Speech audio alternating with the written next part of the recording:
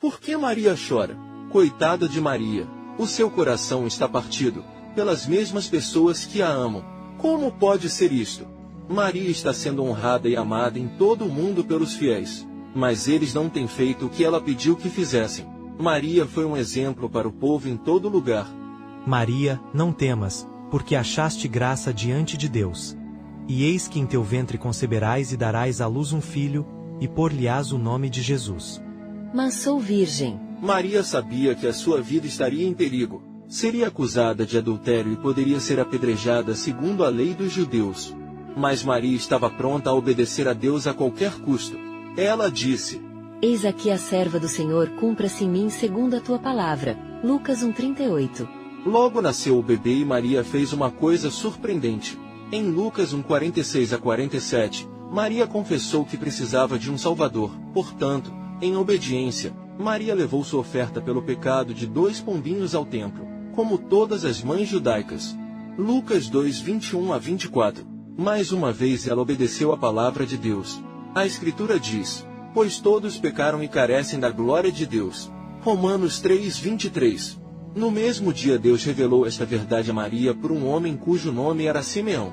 Ele lhe profetizou: eis que este menino está destinado tanto para a ruína como para o levantamento de muitos em Israel, e para ser alvo de contradição. Também uma espada traspassará a tua própria alma, para que se manifestem os pensamentos de muitos corações. Lucas 2:34-35. Ele estava certo, mas Maria nunca pensou que isso aconteceria desta maneira. Ela assistiu à crucificação do seu filho, mas Jesus veio a esta terra como o Cordeiro de Deus. Ele derramou o seu sangue precioso como sacrifício pelos pecados do mundo inteiro, incluindo os pecados dela. Porque Deus amou o mundo de tal maneira que deu o seu Filho unigênito, para que todo o que nele crê não pereça, mas tenha vida eterna. João 3,16.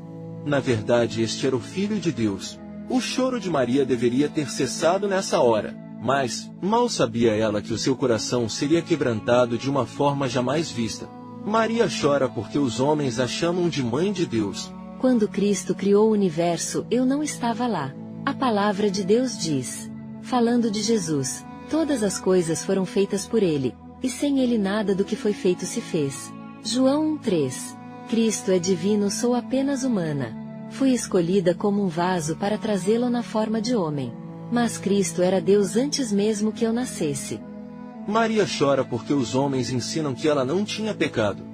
Se você fala a respeito do Senhor Jesus como sendo sem pecado, então está certo. Deus diz de Jesus na cruz que ele, que não conheceu pecado, foi feito pecado por nós. 2 Coríntios 5:21.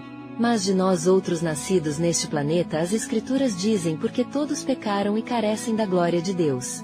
Olhem para Jesus e não para mim. As Escrituras dizem que ele não cometeu pecado, nem na sua boca se achou engano. 1 Pedro 2:22. Maria está chorando por causa das multidões de enganados que a visam como intermediária, e eles oram a ela. Não há 2 mediadores, só um. Leia cuidadosamente o que as Escrituras dizem. Amados, tenho sido alvo de mentiras, eu não sou uma mediadora. Jesus ama, você tem que confiar nele, ele é a única pessoa a quem podemos ir como mediador. Se aquilo que você acaba de ler é verdade, e certamente é, então, segundo a palavra de Deus, quem o está enganando?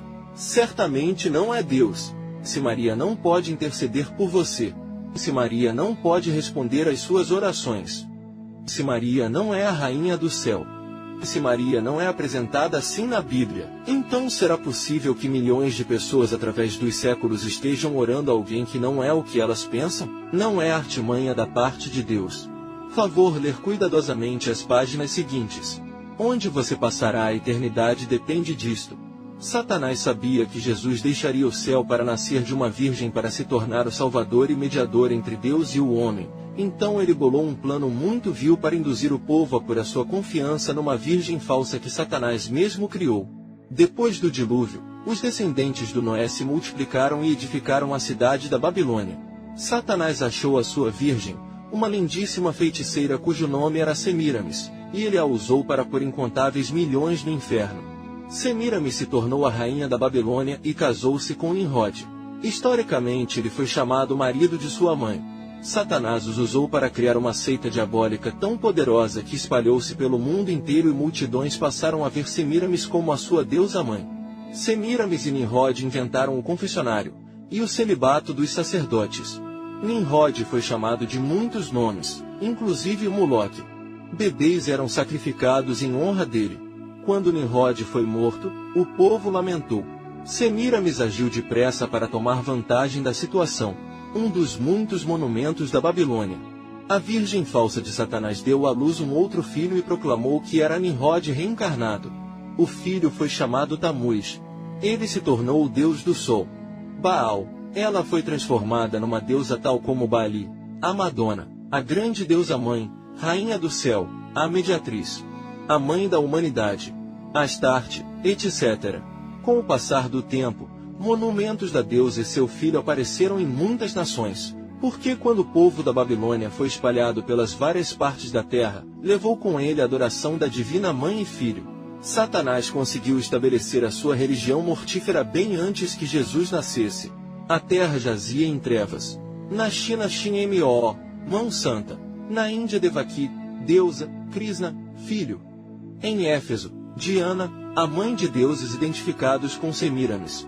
No Egito, Ísis, deusa-mãe, Horus, filho. Na Babilônia, Semíramis e Tamuz, Baal. Escandinávia Disa, vista com uma criança.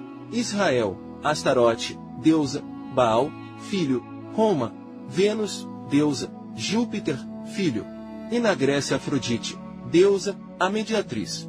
Mesmo no Tibete, China e Japão, os jesuítas ficaram admirados quando encontraram as imagens da Madonna e seu filho piedosamente adorados como na Roma papal. Registra-se que até na África a grande mãe e filho recebiam grandes honras.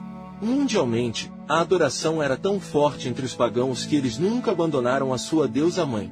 Quando surgiu o catolicismo romano, cerca de 300 anos após Cristo, os líderes sabiam que se pudessem adotar a adoração da deusa-mãe no seu sistema religioso, incontáveis pagãos se converteriam ao catolicismo. Mas quem poderia tomar o lugar da grande mãe dos pagãos? Maria, a mãe de Jesus, era logicamente a pessoa certa. Pouco a pouco a adoração dessa deusa pagã foi transferida a Maria. A religião antiga da Babilônia mostrou uma deusa-mãe como a única que podia controlar o seu filho.